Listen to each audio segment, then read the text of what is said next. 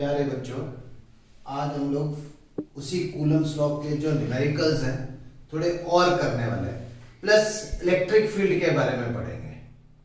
पिछले वाले न्यूमेरिकल्स आपने करे, अगर नहीं करे तो पहले वो करने और ये उसके बाद में करना है, ठीक है ना।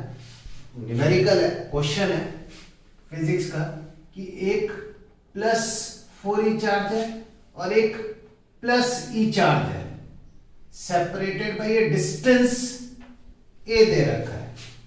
दोनों चार्जेस के बीच में जो डिस्टेंस है वो a दे रखा है। एक थर्ड चार्ज को प्लेस करना है such that third charge is at equilibrium. मैंने सिर्फ थर्ड चार्ज के इक्विलिब्रियम की बात करी है। यहां पर थर्ड चार्ज को इस तरह प्लेस करेंगे कि थर्ड चार्ज पर जो नेट फोर्स है वो जीरो लगे। अगर मैं थर्ड चार्ज सपोज पॉजिटिव है लेफ्ट साइड में रख देता हूं तो क्या वो इक्विलिब्रियम में आएगा? बिल्कुल नहीं आएगा। ये प्लस ई चार्ज उस पॉजिटिव चार्ज को रिपेल करेगा, रिपेल करेगा तो लेफ्ट हैंड साइड में भेजेगा। यही वाला प्लस ई चार्ज इस प्लस क्यू चार्ज को फिर रिपेल करेगा और लेफ्ट हैंड साइड भेजेगा। दोनों एक ही डायरेक्शन की फोर्स मिलकर के नेट फोर्स नहीं दे सकती। इसका मतलब पॉजिटिव चार्ज को आप लेफ्ट साइड में नहीं रख सकते। इसने बोला है क्वेश्चन में कि लाइन ज्वाइनिंग दी टू चार्जेस के बीच में थर्ड चार्ज को प्लेस करना है such that third charge is at equilibrium. यानी मैं पॉजिटिव चार्ज रखता हूं तो नेट चार्ज इस चार्ज पर नेट फोर्स जीरो नहीं आ रही है। अगर यहां पर नेगेटिव चार्ज होता तो ये वाला प्लस उसे अट्रैक्ट करता और ये वाला प्लस भी उसे अट्रैक्ट करता। यानी ना मैं पॉजिटिव चार्ज रख सकता हूं ना मैं नेगेटिव चार्ज रख सकता, वो कभी भी इक्विलिब्रियम में नहीं आएगा। सेम प्रॉब्लम इस तरफ भी है। अगर मैं पॉजिटिव चार्ज को इधर रखता हूं तो ये पॉजिटिव उसे रिपेल करेगा और ये पॉजिटिव भी उसे रिपेल करेगा, यानी नेट फोर्स जीरो उस पर नहीं होगी। नेगेटिव चार्ज को पुट करता हूं तो ये प्लस ही उसे अट्रैक्ट करेगा और ये प्लस 4e भी उसे अट्रैक्ट करेगा। यानी कुल मिलाकर के ना यहां पर पॉजिटिव चार्ज रखा जा सकता है ना यहां पर नेगेटिव चार्ज रखा जा सकता है। बीच में ही क्वेश्चन उठता है कि इसका मतलब बीच में ही कहीं पर हमें इस चार्ज को रखना पड़ेगा। लेट अस सपोज मैं एक क्यू चार्ज को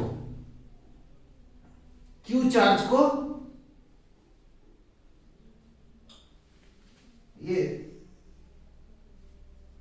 क्यू चार्ज को on the line joining the two charges के बीच में प्लेस करता हूं। अब पहले मेरे को ये बताओ कि ये डिस्टेंस जो क्यू का डिस्टेंस है वो ए की साइड से बड़ा आएगा या बी की साइड से बड़ा आएगा? वो डिस्टेंस ए की साइड से बड़ा आएगा। क्यों बड़ा आएगा ए की साइड से? क्योंकि इधर प्रोडक्ट ऑफ द चार्जेस ज्यादा है तो डिस्टेंस भी मुझे ज्यादा रखना पड़ेगा। इधर प्रोडक्ट ऑफ द चार्जेस कम है और डिस्टेंस भी कम रखना पड़ेगा ताकि मैं दोनों फोर्सेस को इक्वेट कर सकूं।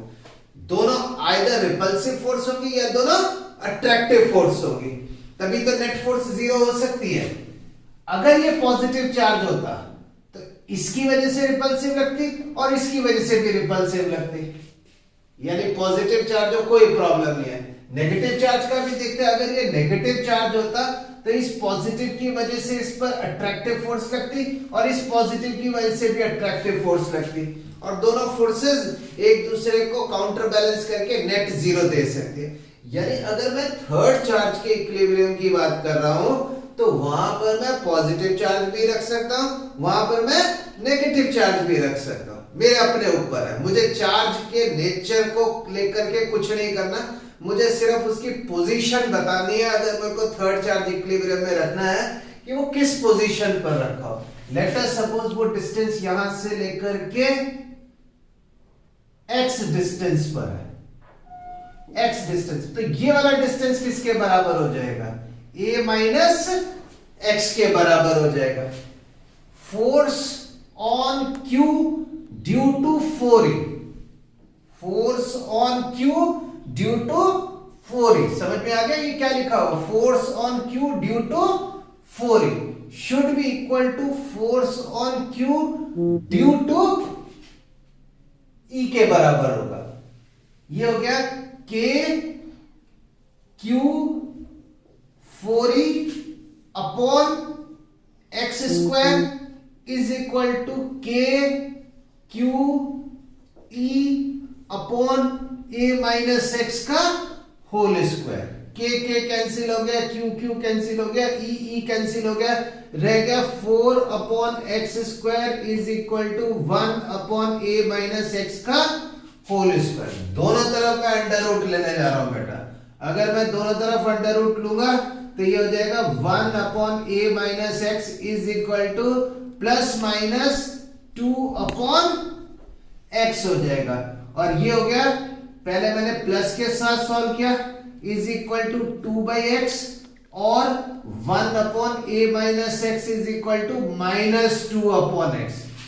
अगर आप अंडर रूट नहीं भी लेते, क्रॉस मल्टीप्लाई करके सॉल्व करते तो कर सकते थे, क्वाड्रेटिक इक्वेशन बनती और क्वाड्रेटिक इक्वेशन में भी दो रूट्स निकल करके आते। अरे अभी भी आपकी दो वैल्यूज ही निकल करके आने वाली है। एक आंसर दे रहा आपको x और ये हो गया minus 2x, 3x is equal to 2a और x इज इक्वल टू किसके बराबर हो गया 2a बाई 3। इससे जो आंसर आ रहा है वो आ रहा है x प्लस 2x यानी x is equal to minus 2a के बराबर आ रहा है। x is equal to minus 2a का क्या मतलब हो, x आपने यहां से शुरू किया, माइनस का मतलब हो गया कि आपको लेफ्ट साइड में जाना है, और x is equal to minus 2a का मतलब हो गया कि x की वैल्यू यहां कहीं निकल करके आएगी, माइनस 2a की वैल्यू, जो कि पॉसिबल नहीं है। हमने चेक कर लिया था कि मैं ना लेफ्ट में रख सकता ना राइट में, तो ये वाली वैल्यू जो है नॉट पॉसिबल है। देयरफॉर अगर मुझे थर्ड चार्ज को इक्विलिब्रियम में रखना है तो प्लस 4e चार्ज से 2a बाई 3 डिस्टेंस पर रखना होगा, at 2a by 3 from plus 4e charge पे रखना होगा। ये न्यूमेरिकल था, इंपॉर्टेंट न्यूमेरिकल है, एग्जाम में भी पूछा जा सकता है। इसका एक और पार्ट है इसी न्यूमेरिकल को लेकर के, और उसके बारे में भी बताता हूं। पहले तो ये बताओ कि न्यूमेरिकल समझ में आया या नहीं आया। चलो समझ में आ गया इसका मतलब। तो अब आगे बढ़ते हैं, इसी न्यूमेरिकल की बात कर रहा हूं। एक प्लस 4e चार्ज है, एक प्लस c चार्ज है, a डिस्टेंस से सेपरेटेड है, a डिस्टेंस से सेपरेटेड है, a डिस्टेंस से सेपरेटेड है। थर्ड चार्ज को on the line joining this two charges पे प्लेस करना है such that entire system is in equilibrium. अब की बार मुझे एंटायर सिस्टम को इक्विलिब्रियम में लेकर के आना है। पिछली बार तो सिर्फ थर्ड चार्ज को इक्विलिब्रियम में लेके आया था, अब की बार एंटायर सिस्टम को इक्विलिब्रियम में लेकर के आना है। अगर एंटायर सिस्टम को इक्विलिब्रियम में लेकर के आना है तो सिस्टम के अंदर जितनी भी चीजें हैं उस पर नेट फोर्स कितनी होनी चाहिए, 0। पहला पार्ट उठता है, फोर्स ऑन क्यू कितनी होनी चाहिए, 0। फोर्स ऑन 4e कितनी होनी चाहिए, 0। फोर्स ऑन e कितनी होनी चाहिए, वो भी 0 होनी चाहिए। तीसरे का यूज ही नहीं आएगा। पहले दोनों से ही आप चार्ज का नेचर बता सकते हो, चार्ज की वैल्यू बता सकते हो, चार्ज की पोजीशन बता सकते हो, ताकि एंटायर सिस्टम इक्विलिब्रियम है। इसके अलावा तो और कोई चीज रह ही नहीं जाती इसके अंदर फाइंड आउट करने के लिए। और क्वेश्चन में भी पूछा है कि भाई magnitude of charge, position of charge and nature of charge बताना है, जो लाइन ज्वाइनिंग दी टू चार्जेस के बीच में प्लेस करे थर्ड चार्ज को, ताकि एंटायर सिस्टम इक्विलिब्रियम में है। ये तीनों कंडीशंस सेटिस्फाई करनी चाहिए, पर तीनों में से दो से ही हमारा काम चल जाएगा, तीसरे की जरूरत नहीं। आप चाहो तो तीसरा करके देख सकते हैं, बस आंसर ही टैली होगा। सबसे पहले मैं यहां पर क्यू चार्ज प्लेस कर रहा हूं एट ए डिस्टेंस x पर। पहले वाले पॉइंट की बात कर रहा हूं, force on Q should be equal to 0। अभी पिछले पार्ट में हमने डिस्कस किया कि force on Q due to 4E should be equal to force on Q due to, और इससे हमारा आंसर निकल के आया x is equal to 2a/3। ये सॉल्व कर रहे हैं करा था अभी न्यूमेरिकल हम लोगों ने, डिट्टो वही पार्ट है। पहला पार्ट तो कि force on Q equal to 0 है, क्योंकि इसके इक्विलिब्रियम की बात करा। अब मैं फोर्स 4E पर वो भी 0 कर रहा हूं। पहले देखो 4E पर फोर्सेस कौन कौन सी लग रही है। 4E पर इसकी वजह से भी फोर्स लगेगी और इसकी वजह से भी फोर्स लगेगी। इसकी वजह से जो फोर्स लगेगी वो कैसी होगी देखना पड़ेगा हमें, क्योंकि मुझे एंटायर सिस्टम को इक्विलिब्रियम में लेकर के आना है। इस प्लस 4E की वजह से जो फोर्स लग रही है वो रिपल्सिव फोर्स लग रही है, प्लस प्लस को रिपेल करेगा। तो जिस पर फोर्स निकालनी है, पिछली क्लास में भी बोला था पेन उसी पर होना चाहिए। उस प्लस सी की वजह से इस पर फोर्स किस तरफ लगेगी, लेफ्ट हैंड साइड में लगेगी। अगर मुझे इस चार्ज को इक्विलिब्रियम में रखना है तो इस पर इसकी वजह से फोर्स किस तरफ होनी चाहिए, डेफिनेटली राइट हैंड साइड में होनी चाहिए। और राइट हैंड साइड में तभी हो सकती है इस पर फोर्स जब ये चार्ज इस चार्ज के अपोजिट साइन का हो। ये प्लस है तो ये कौन सा होगा, नेगेटिव होगा। यही ध्यान रखना है। अगर मुझे सिस्टम के इक्विलिब्रियम की बात करनी है तो Q को मुझे कोई चार्ज देना पड़ेगा। ये नहीं कि जब मैंने थर्ड चार्ज के इक्विलिब्रियम की बात करी थी तो पॉजिटिव दे दो या नेगेटिव दे दो। लेकिन यहां पर मुझे पता लग रहा है कि force on 4E due to E is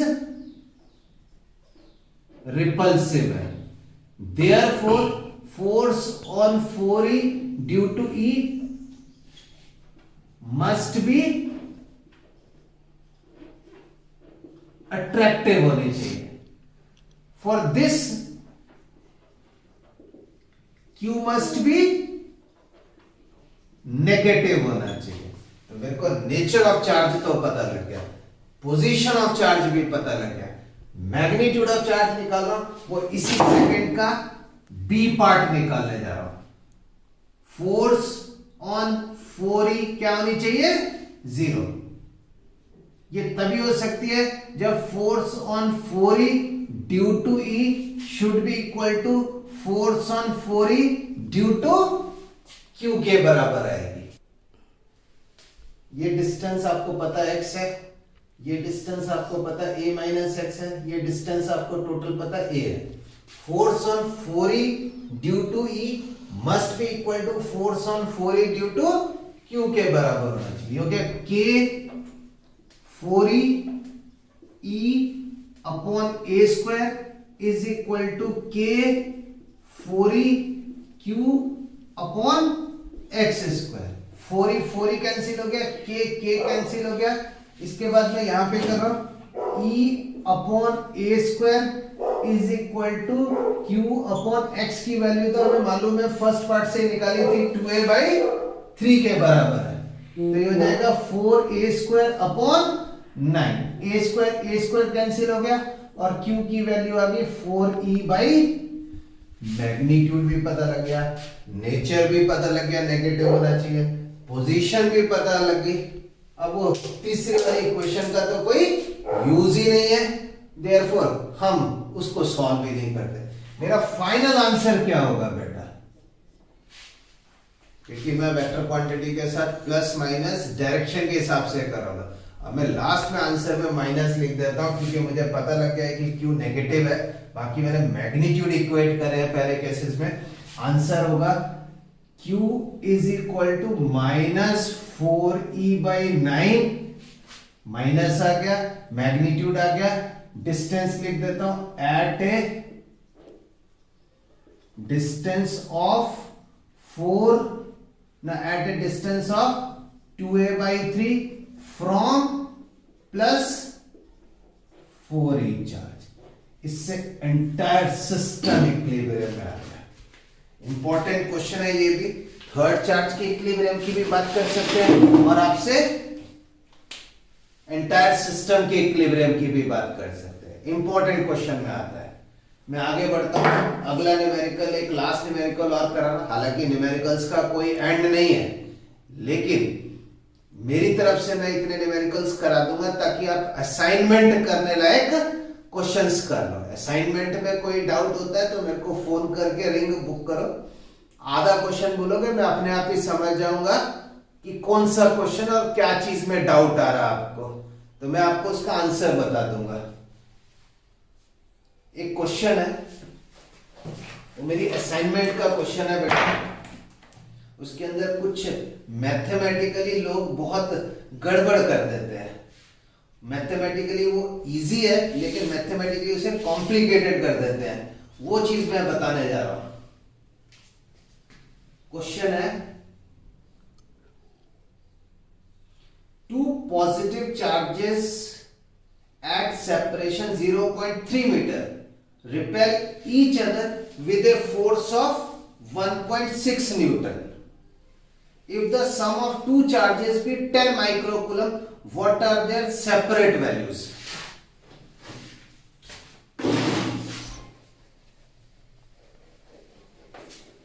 question है, एक बार फिर से सुन लो। दो चार्जेस हैं, उनके बीच में डिस्टेंस 0.3 मीटर का है और they repel each other with a force of 1.6 newton. अगर दोनों चार्जेस का सम 10 माइक्रोकूलम है, what are their separate values? Numerical है, let both charges are Q1 microcoulomb and Q2 microcoulomb. बेटा Q1 Q2 मत लेट करना, Q1 कूलम समझ करके आप फिर बाद में मैथमेटिकली थोड़ा परेशान हो जाएगा। मैंने लेट ही माइक्रोकूलम में किया है। अब मेरे को बोला है कि Q1 और Q2 के बीच में डिस्टेंस कितना है, तो मेरे को बताया गया कि 0.3 मीटर है और दोनों एक दूसरे को रिपेल कर रहे हैं with a force of 1.6 Newton. तो पहली इक्वेशन बनी है, फोर्स इज इक्वल टू के Q1 Q2 अपॉन, फोर्स की जगह लिखा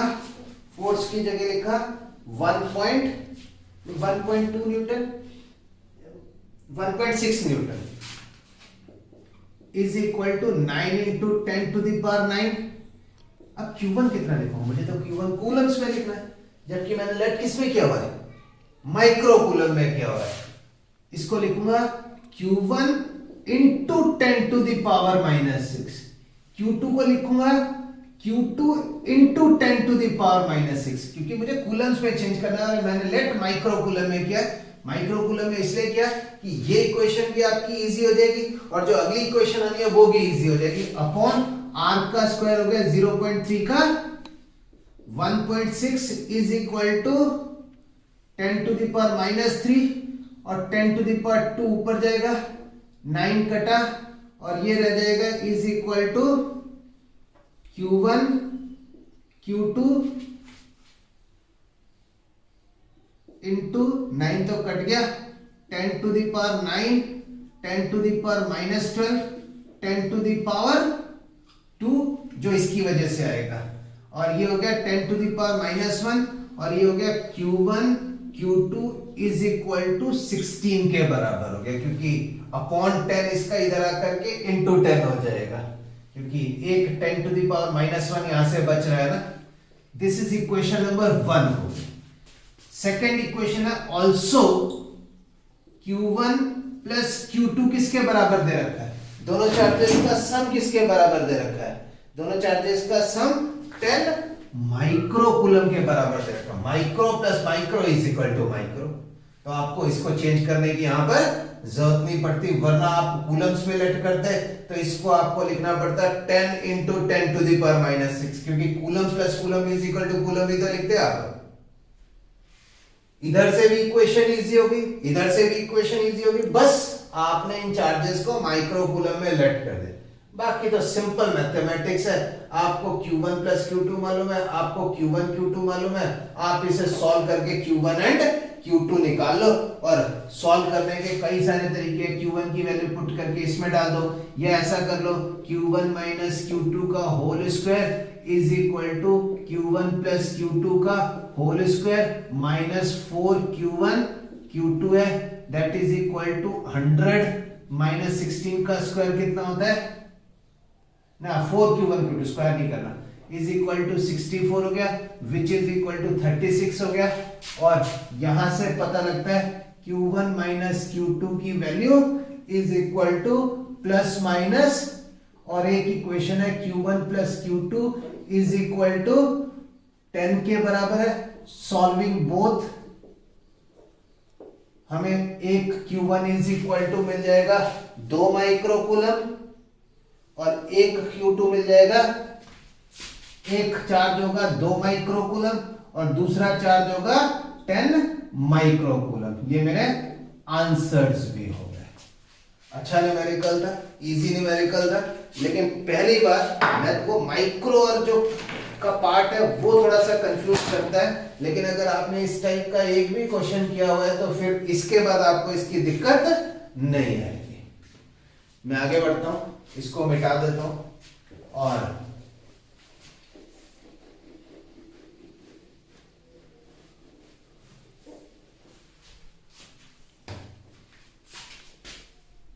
बेटा एक क्वेश्चन है, वो भी मेरे असाइनमेंट का ही क्वेश्चन है।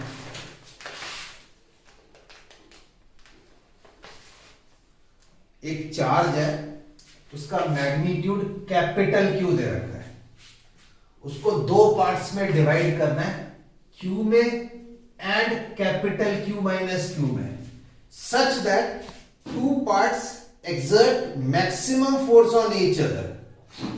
और आपसे कह रहा है अगर ये मैक्सिमम फोर्स एक्सर्ट करते हैं then capital Q upon Q का रेशियो कितना होगा। 1 मार्कर क्वेश्चन है, थोड़ा मैथमेटिक्स आती है इसलिए मैं डिस्कस कर रहा हूं, क्योंकि यहां पर बायो वाले स्टूडेंट्स भी हैं बहुत सारे, मैथ्स वाले तो मैक्सिमम मिनिमम में पढ़ लेंगे। अगर मुझे पता है फोर्स का फॉर्मूला होता है K Q1 Q2 upon R square, R तो चेंज नहीं हो रहा, Q नहीं चेंज हो रहा। अगर Q1 Q2 की वैल्यू मैक्सिमम आएगी तो फोर्स की वैल्यू भी मैक्सिमम आएगी। यहां वाले केस में मैंने दो पार्ट्स में डिवाइड कर दिया है, एक तो मैंने Q रखा है और एक मैंने और अपॉन R स्क्वायर। सम फिक्स है, इन दोनों का सम मिलकर के कैपिटल Q के बराबर होगा। मैथमेटिक्स में मैक्सिमम मिनिमम में पढ़ोगे, अगर दो नंबर्स का सम कांस्टेंट है और आपको दो पार्ट्स में डिवाइड करना है सच दैट उनका प्रोडक्ट मैक्सिमम है, तो दोनों पार्ट्स मैग्नीट्यूड में इक्वल होने चाहिए। यहां पर फोर्स इज मैक्सिमम तब आएगी जब मैंने दो पार्ट्स में स्प्लिट किया, Q की वैल्यू किसके बराबर होगी, Q माइनस Q के बराबर होगी। और इसका मतलब 2Q is equal to capital K और capital K upon Q is equal to 2 के बराबर आएगा। ठीक है ना, तो ये इसका आंसर था। और अब हम लोग इलेक्ट्रिक फील्ड वाला टॉपिक पढ़ने जा रहे हैं।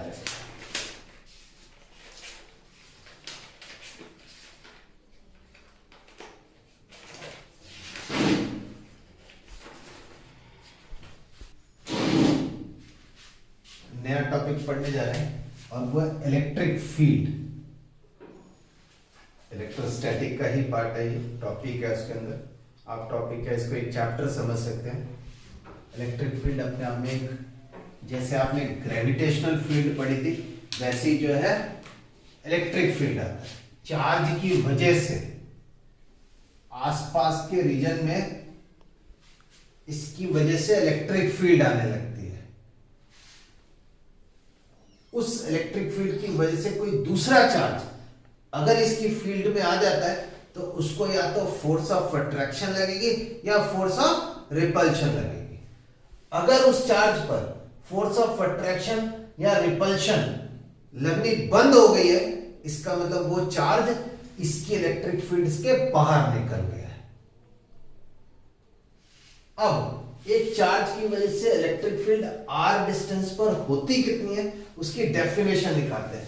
जैसे जैसे आप चार्ज से दूर जाते जाओगे उसकी इलेक्ट्रिक फील्ड कम होती चली जाएगी और एक जगह पर आकर के इलेक्ट्रिक फील्ड नेग्लिजिबल हो जाएगी, जो मेजर ना की जा सके वहां पर बोलेंगे इलेक्ट्रिक फील्ड जीरो हो गई और उसका असर खत्म हो चुका है। टॉपिक है इंटेंसिटी ऑफ इलेक्ट्रिक फील्ड। मुझे फाइंड आउट करना है कि r डिस्टेंस पर इलेक्ट्रिक फील्ड कितनी है। इस जगह पर इलेक्ट्रिक फील्ड q की वजह से ज्यादा होगी, इस जगह पर इलेक्ट्रिक फील्ड कम आएगी, इस जगह पर और भी कम आएगी, इस जगह पर और भी कम निकल करके आएगी जैसे जैसे दूर जाते हैं।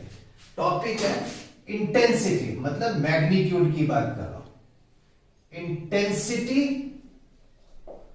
ऑफ इलेक्ट्रिक फील्ड निकालने जा रहा हूं। डेफिनेशन है force experienced by unit positive charge placed at that point is the electric field of that point. Electric field at a point is defined as, इस चार्ज की वजह से इलेक्ट्रिक फील्ड है, electric field at a point is defined as force experienced by unit positive charge placed at that point. मैंने unit भी बोला है, मैंने पॉजिटिव भी बोला है। Force experienced by unit positive charge placed at that point. Gravitation में जब आपने बात करी थी तो बोला था force experience by unit mass, वो ग्रेविटेशनल पोटेंशियल बोला था आपने। यहां पर इलेक्ट्रिक फील्ड की बात करी तो मास की जगह वर्ड चार्ज आ गया, unit positive charge. Positive negative वहां इसलिए नहीं आया था क्योंकि मास नेगेटिव हमने आज तक नहीं पढ़ा है। अब डेफिनेशन तो बोल दिया unit positive charge, per unit charge कौन मेजर करके रखेगा? हम यहां पर एक टेस्ट चार्ज रखते हैं और डेफिनेशन रख लेंगे, उसकी बारे में सारा कुछ पढ़ा और उसी के टर्म्स में निकालेंगे यूनिट पॉजिटिव चार्ज पर फोर्स, पर रखेंगे नहीं फोर्स वहां पर यूनिट पॉजिटिव चार्ज, वहां पर एक टेस्ट चार्ज रखेंगे जो कि एक पॉजिटिव टेस्ट चार्ज है। टेस्ट चार्ज का मतलब ही वेरी वेरी स्मॉल चार्ज जो कि पॉजिटिव है, उसे टेस्ट चार्ज बोलते हैं। जहां पर भी वर्ड आएगा टेस्ट चार्ज तो अपने आप ही समझ जाना यूनिट मतलब very very small charge which is positive in nature. मैं Q नॉट पर फोर्स निकालूंगा कि कितनी लग रही है। अगर Q नॉट पर इतनी फोर्स लग रही है तो यूनिट पर कितनी लगेगी? जो अभी आपने डेफिनेशन लिखी है उसमें लिख लो E is equal to F divided by, अगर Q नॉट पर फोर्स F लग रही है तो यूनिट पर फोर्स कितनी लगेगी? F अपॉन Q नॉट के बराबर लगेगी। यही डेफिनेशन थी force experience by unit positive charge placed at that point. इसकी यूनिट जो निकल करके आएगी वो क्या निकल करके आएगी? न्यूटन पर कूलम। आ गया पर कूलम, यूनिट आ गया, पर यूनिट चार्ज आ गया, न्यूटन पर कूलम। इलेक्ट्रिक फील्ड एक वेक्टर क्वांटिटी है, it is a vector quantity. अगर ये वेक्टर क्वांटिटी है तो इसकी डायरेक्शन भी होगी, और डायरेक्शन जो फोर्स की डायरेक्शन होती है वही इलेक्ट्रिक फील्ड की भी डायरेक्शन होती है। इधर भी वेक्टर बनाया, इधर भी वेक्टर बनाया, वेक्टर फॉर्म में लिखे, बीच में साइन पॉजिटिव का मतलब जो राइट हैंड साइड की डायरेक्शन है वही लेफ्ट हैंड साइड की डायरेक्शन है। ये टेस्ट चार्ज इतना स्मॉल होना चाहिए, इतना स्मॉल होना चाहिए कि ये मेन चार्ज के इलेक्ट्रिक फील्ड को डिस्टॉर्ट ना कर सके। अगर ये बड़ा चार्ज होता और इसकी अपनी इलेक्ट्रिक फील्ड होती तो मेन चार्ज के इलेक्ट्रिक फील्ड को डिस्टॉर्ट कर देता, तो फिर वहां पर मुझे actual value of electric field नहीं पता लगती। इसीलिए Q नॉट की value very very very very very very small होनी चाहिए, ताकि मेरे को यहां पर जो फील्ड मिले Q की वजह से वो बिल्कुल Q की ही फील्ड होनी चाहिए, Q नॉट ने उसको डिस्टॉर्ट ना किया। इसीलिए इसके अंदर और एग्जैक्टली लिखना है, तो E vector is equal to limit Q naught tends to 0 और F vector upon Q naught के बराबर है। Limit Q naught tends to 0, Q naught इतना छोटा होना चाहिए कि उसकी वैल्यू टेंड्स टू 0 निकल करके आनी चाहिए, उसकी वैल्यू टेंड्स टू 0 निकल करके आनी चाहिए। एक बार बोर्ड एग्जाम में क्वेश्चन आया था, पूरा ये फॉर्मूला लिखा हुआ था, बोला था electric field is given by this formula, और बोला था बताओ limit Q naught tends to 0 का सिग्निफिकेंस क्या है। ये 2 मार्कर क्वेश्चन में पूछा गया था, ये 2 मार्कर क्वेश्चन में पूछा गया था कि limit Q naught tends to 0 का सिग्निफिकेंस क्या है। तो आपने वही लिखना था कि जो टेस्ट चार्ज आप प्लेस करेंगे वहां पर वो इतना छोटा होना चाहिए, इतना छोटा होना चाहिए कि वो मेन चार्ज की इलेक्ट्रिक फील्ड को डिस्टॉर्ट ना कर सके। बस ये सिंपल सा उसका आंसर था। और हम लोग शायद कई बार ये छोटी छोटी चीजें स्किप कर देते हैं जो कि बुक में बड़े डार्क और बोल्ड लेटर्स में लिखी होती है, जो बोर्ड एग्जाम के लिए इंपॉर्टेंट है। एनसीईआरटी की बुक या रेफरेंस बुक पढ़ते वक्त आपके साथ होनी चाहिए। ये जो मेरे नोट्स बन रहे हैं ये तो आपने प्रूफ के तौर पे करने ही करने हैं, पर रेफरेंस बुक के अंदर भी आपको कंसेप्चुअल क्वेश्चंस हो गया, मोर न्यूमेरिकल्स हो गए जो आपको करने, और जो नहीं आते हैं वो मेरे से पूछने हैं। इसे मिटा रहा हूं मैं। अब हम लोगों ने डेफिनेशन पढ़ ली, अब हम लोग एक्सप्रेशन निकालने लगे हैं। Expression for intensity of electric field at A distance r from q है। देखना ये वीडियो में साफ आ रहा है, ठीक। q और ये q नॉट है। मैंने r डिस्टेंस पर टेस्ट चार्ज प्लेस किया। Let a test charge q naught is placed at a distance r from q। सबसे पहले force on q, force on q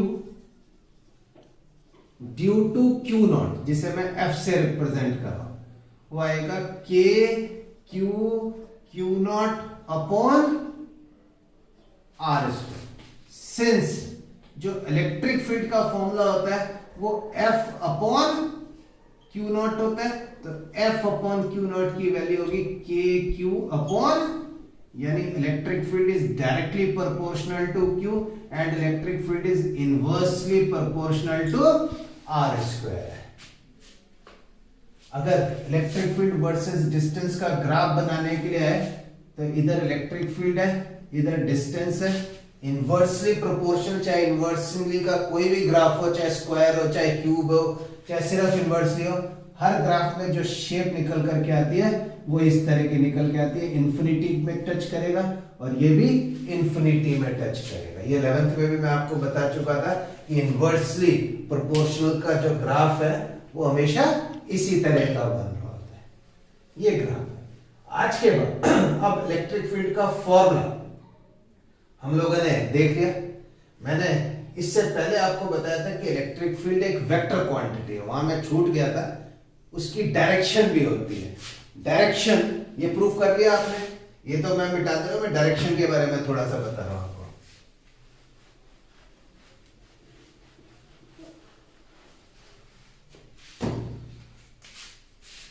unit positive charge, ये test charge भी तो positive ही है। यहां अगर सपोज पॉजिटिव चार्ज रखा होता, इस पॉजिटिव चार्ज की वजह से फोर्स किधर आती है, जिस पर फोर्स निकालनी है पेन उस पर होना चाहिए, और इस पॉजिटिव चार्ज पर फोर्स किस तरफ आती है, बाहर की तरफ आती, तो मैं बोलूंगा इलेक्ट्रिक फील्ड बाहर की तरफ है। अगर मैं यूनिट पॉजिटिव चार्ज यहां पे रखता हूं तो इस प्लस क्यू की वजह से फोर्स किधर आती, इधर आती। अगर मैं प्लस क्यू चार्ज यहां पर रखता तो उस पर फोर्स किधर की तरफ आती, इधर की तरफ आती। अगर मैं प्लस क्यू चार्ज यहाँ प्लस यूनिट पॉजिटिव चार्ज यहां रखता तो फोर्स किधर की तरफ आती, इधर की तरफ आती। ये इलेक्ट्रिक फील्ड की डायरेक्शन है। Electric field is a vector quantity, पहली वाली जगह पे लिख लो, electric field is a vector quantity whose direction is the direction of force on unit positive charge है, ठीक है। whose direction is the direction of force on unit positive charge। अगर ये माइनस क्यू चार्ज होता और यहां per unit positive charge को रखते तो फोर्स उस पर अट्रैक्टिव अंदर की तरफ लगती। अगर माई यूनिट पॉजिटिव चार्ज यहां रखते तो उस पर फोर्स अंदर की, अगर रखते, रखना नहीं है, अगर रखते, ये तो डेफिनेशन बनाई हुई है, आपको वहां पे क्यू नॉट चार्ज थोड़ी ना जाकर के रखना है इलेक्ट्रिक फील्ड निकालेंगे, तो डेफिनेशन बनाई हुई है, आपको यूनिट पॉजिटिव चार्ज थोड़ी ना जाकर के रखना, पहले ढूंढोगे बक्से के अंदर कि यूनिट पॉजिटिव चार्ज था फिर जाकर के इलेक्ट्रिक फील्ड, ये तो डेफिनेशन के लिए आपको बोला है कि force on unit positive charge, ये यूनिट पॉजिटिव चार्ज पर फोर्स अट्रैक्टिव लगती है, तो प्लस चार्ज है तो फील्ड बाहर की तरफ होगी और माइनस चार्ज है तो फील्ड अंदर की तरफ होगी। हम इस इलेक्ट्रिक फील्ड को इलेक्ट्रिक लाइंस से रिप्रेजेंट करते हैं, इस इलेक्ट्रिक फील्ड को हम लोग इलेक्ट्रिक लाइंस से रिप्रेजेंट करते हैं, जिन्हें इलेक्ट्रिक लाइंस ऑफ फोर्स भी बोला जाता है। फोर्स की तो लाइन है, इसीलिए इलेक्ट्रिक लाइन ऑफ फोर्स भी बोला जाता है। ड्रॉ करने के लिए आती है, बहुत इंपॉर्टेंट ग्राफिकल क्वेश्चन है, आपको ड्रॉ करने के लिए आएगा कि एक यूनिट पॉजिटिव चार्ज के लिए इलेक्ट्रिक फील्ड लाइंस ड्रॉ करो या electric line of force represent करो।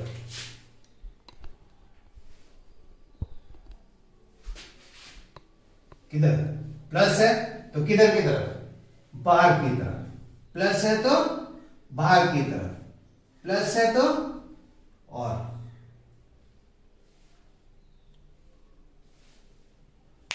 इलेक्ट्रिक फील्ड लाइंस बन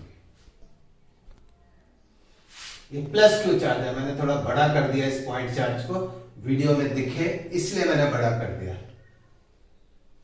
लाइंस बाहर की तरफ है। अब प्रॉपर्टीज आपने पहले पढ़ी हुई है इसकी अर्लियर क्लासेस में कि लाइंस अगर पास पास होती है तो इलेक्ट्रिक फील्ड ज्यादा होती है, लाइंस अगर दूर दूर होती है तो इलेक्ट्रिक फील्ड कम होती है। लाइंस पास पास है इलेक्ट्रिक फील्ड ज्यादा होगी, लाइंस दूर दूर होगी इलेक्ट्रिक फील्ड कम हो जाएगी। Tangent drawn at any point gives the direction of electric field, ये भी पढ़ा था। हालांकि जो कर्व्ड पोर्शन आएगा उसके अंदर टेंजेंट है, इसमें तो टेंजेंट आ नहीं रही। नेगेटिव चार्ज के लिए इलेक्ट्रिक फील्ड लाइंस बनानी है, पॉइंट चार्ज है, मैंने इसको थोड़ा बड़ा करके दिखाया हुआ, आप भी एग्जाम में बड़ा करके दिखा देंगे, कोई दिक्कत नहीं है। यूनिट पॉजिटिव चार्ज पर फोर्स किस तरफ लगेगी, अंदर की तरफ लगेगी। यूनिट पॉजिटिव चार्ज पर फोर्स किधर लगेगी, अंदर की तरफ लगेगी। यूनिट पॉजिटिव चार्ज पर फोर्स किधर लगेगी, अंदर की तरफ लगेगी। यूनिट पॉजिटिव चार्ज पर फोर्स किधर लगेगी, अंदर की तरफ लगेगी। यूनिट पॉजिटिव चार्ज पर फोर्स अंदर की तरफ लगेगी। ये इलेक्ट्रिक फील्ड लाइंस यानी electric line of force draw करें। ये पॉजिटिव पॉइंट चार्ज है और ये पॉजिटिव, ये नेगेटिव पॉइंट चार्ज है। मैंने साथ साथ प्रॉपर्टी बता दी। पहली प्रॉपर्टी है जो नहीं बताई वो बता रहा हूं कि पॉजिटिव चार्ज है अगर अपने आप में अकेला आइसोलेटेड पॉजिटिव चार्ज है तो उसकी फील्ड पॉजिटिव चार्ज से शुरू होकर के इंफिनिटी पे खत्म होती है। नेगेटिव चार्ज की इलेक्ट्रिक फील्ड लाइंस इंफिनिटी से स्टार्ट होकर के नेगेटिव चार्ज पर खत्म होती है। पहली प्रॉपर्टी है जो आप अपनी कॉपी में लिख लेना। अगर एक पॉजिटिव चार्ज है और एक नेगेटिव चार्ज है, पॉजिटिव से फील्ड लाइंस बाहर जा रही होगी और नेगेटिव की तरफ फील्ड लाइंस अंदर की तरफ होगी। पॉजिटिव से बाहर निकल रही होगी और नेगेटिव की तरफ एंटर कर रही होगी। पॉजिटिव की जगह फील्ड लाइंस बाहर निकल रही होगी, नेगेटिव से एंटर कर रही होगी। पॉजिटिव से बाहर निकल रही होगी और नेगेटिव से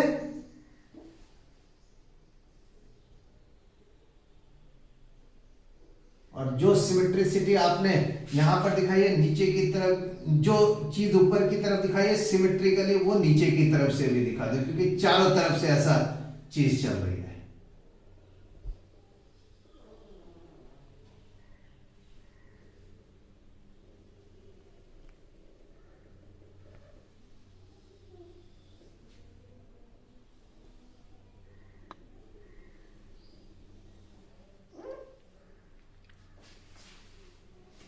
ये फील्ड लाइंस ड्रॉ करिए। अगर एक पॉजिटिव और नेगेटिव चार्जेस दोनों पास पास में रखे हुए हैं, अगर दो पॉजिटिव चार्जेस हैं विटामिन के ये फील्ड लाइंस एग्जाम में ड्रॉ करने के लिए आ जाती है, बुक से देख करके ड्रॉ करना बहुत अच्छा, उसकी बुक वाले की ड्राइंग मेरे से ज्यादा अच्छी है, ठीक है ना। तो बुक से देख करके लाइंस ड्रॉ करना, पॉजिटिव नेगेटिव की, और पॉजिटिव और नेगेटिव दोनों इकट्ठे रखे। प्रॉपर्टी, पहली प्रॉपर्टी है पॉजिटिव चार्ज के लिए फील्ड लाइंस पॉजिटिव से स्टार्ट होती है और इंफिनिटी पे खत्म होती है, नेगेटिव चार्ज के लिए इंफिनिटी से स्टार्ट होती है और नेगेटिव चार्ज पर खत्म होती है। लेकिन अगर आइसोलेटेड चार्ज नहीं है तो पॉजिटिव से स्टार्ट होकर के नेगेटिव पे खत्म होती है। ये कॉन्टिन्यूअस कर्व्स है, कहीं पर भी बीच में ब्रेक नहीं हो रही। ये इसका स्टार्टिंग पॉइंट है, ये इसका एंडिंग पॉइंट है, बीच में कहीं पर भी ब्रेक नहीं हो रहा है। अगर बीच में ब्रेक हो रहे होते तो चार्ज जंप करके जा रहा होता, पर अगर चार्ज को आप छोड़ दोगे तो इस लाइन के अलोंग वो बड़े यूनिफॉर्मली जाएगा। वो पॉजिटिव चार्ज और नेगेटिव चार्ज पास पास रखे हैं तो पॉजिटिव चार्ज से स्टार्ट होकर के इलेक्ट्रिक फील्ड लाइंस नेगेटिव पर आकर के खत्म होती है। पास पास लाइन का मतलब इलेक्ट्रिक फील्ड ज्यादा है और दूर दूर लाइंस का मतलब इलेक्ट्रिक फील्ड कम है। तीसरी प्रॉपर्टी है tangent drawn at any point gives the direction of electric field. अगर यहां पर मैं यूनिट पॉजिटिव चार्ज रखता हूं तो उस पर फोर्स जो है टेंजेंट के अलोंग लगेगी, टेंजेंट के अलोंग लगेगी, टेंजेंट के अलोंग लगेगी। और आप बोलोगे सर आपने पहले तो बोला था कि इलेक्ट्रिक फील्ड की direction is the direction of force on unit positive charge, आज आप कह रहे हो टेंजेंट के अलोंग लगेगी। बात देखिए बेटा, बात को घुमा करके बोला गया। अगर आपने यहाँ पे यूनिट पॉजिटिव चार्ज रखा होता तो इस पॉजिटिव की वजह से रिपल्सिव फोर्स लगती, इस नेगेटिव की वजह से अट्रैक्टिव फोर्स लगती, और उन दोनों का रिजल्टेंट टेंजेंट के अलोंग ही आ गया। तो वही चीज है जो दूसरे वे में बोली गई है कि इलेक्ट्रिक किसी भी कर्व पर इलेक्ट्रिक फील्ड लाइंस ड्रॉ करनी है, डायरेक्शन ड्रॉ करनी है, तो टेंजेंट की जो डायरेक्शन होगी वही इलेक्ट्रिक फील्ड लाइंस की भी डायरेक्शन होगी।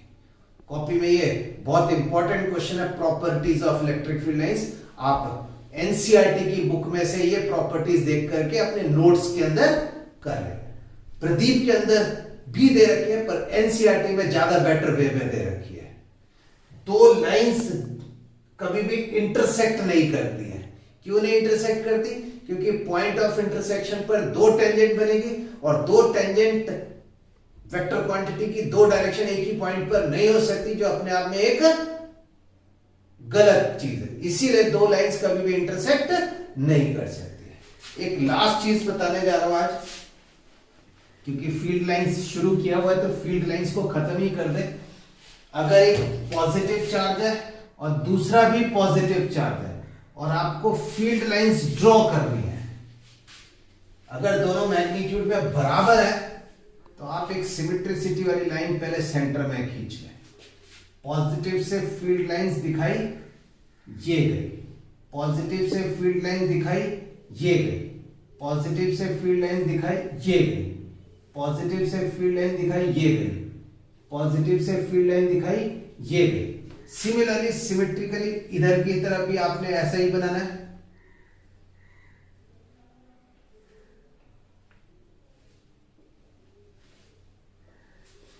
ये दो पॉजिटिव चार्जेस है, मैग्नीट्यूड में इक्वल है लेकिन दोनों पॉजिटिव है, तो फील्ड लाइंस बाहरी दिखाई हुई है। अगर दो नेगेटिव चार्जेस है सेम मैग्नीट्यूड के तो ये लाइंस किधर की तरफ हो जाएगी? अंदर की तरफ हो जाएगी। जो अभी लाइंस एरो बाहर की तरफ दिखाए, अगर ये नेगेटिव होंगे तो दोनों अंदर की तरफ हो जाएगी। दो नेगेटिव चार्जेस है बेटा, सॉरी दोनों पॉजिटिव चार्जेस है, एक मैग्नीट्यूड में बड़ा है और एक मैग्नीट्यूड में छोटा है, और आपको दिया है Q1 is greater than Q2।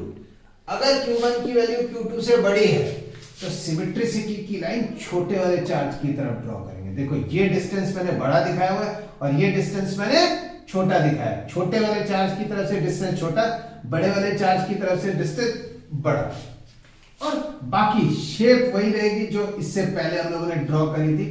Positive है तो बाहर की तरफ इलेक्ट्रिक फील्ड लाइन जाएगी, नेगेटिव है तो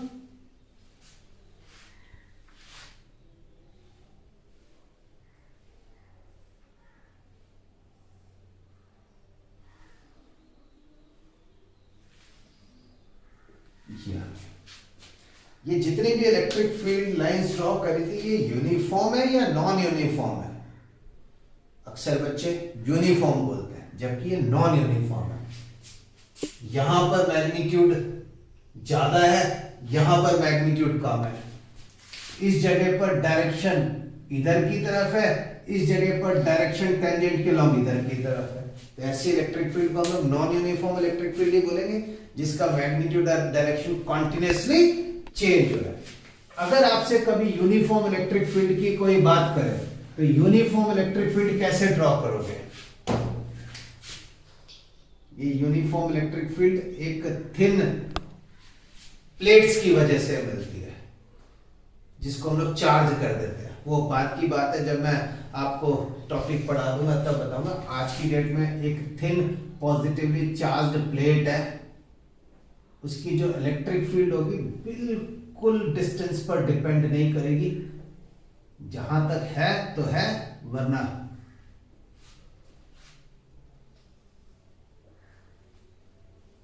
देखो हर जगह लाइंस के बीच में डिस्टेंस सेम चल रहा है, यानी मैग्नीट्यूड हर जगह सेम है और हर जगह डायरेक्शन भी सेम है। इधर यूनिफॉर्म है पॉजिटिव एक्स एक्सिस की तरफ है, इधर यूनिफॉर्म है नेगेटिव एक्स एक्सिस की तरफ है। हमने इलेक्ट्रिक फील्ड वाले डेफिनेशन से देखा था E is equal to F upon Q naught. यहां से एक फॉर्मूला बन करके आता है, F जो होता है फोर्स जो होता है वो चार्ज जो रखा आपने इनटू इलेक्ट्रिक फील्ड के बराबर आता है, जिसके बारे में अगली क्लास में डिस्कशन करूंगा और फोर्स के बारे से बताना स्टार्ट करूंगा। बस याद रखें कि इलेक्ट्रिक फील्ड की डेफिनेशन से हमने एक फोर्स का फॉर्मूला सीखा, फोर्स होता है क्यू नॉट इंटू ई। मैंने आपको यूनिफॉर्म इलेक्ट्रिक फील्ड बताया। आप नेगेटिव साइड में मत बनाओ, आप पॉजिटिव साइड में ही बना करके रखो। और इस इलेक्ट्रिक फील्ड को ये प्लेट भी मत बनाओ, प्लेट बनाने की जरूरत नहीं, क्यों बताना। ये जो इलेक्ट्रिक फील्ड है जिनके बीच में डिस्टेंस सेम है, जो एक ही डायरेक्शन में जा रही है, ऐसे इलेक्ट्रिक फील्ड को हम लोग यूनिफॉर्म इलेक्ट्रिक फील्ड कहते हैं। Thank you very much.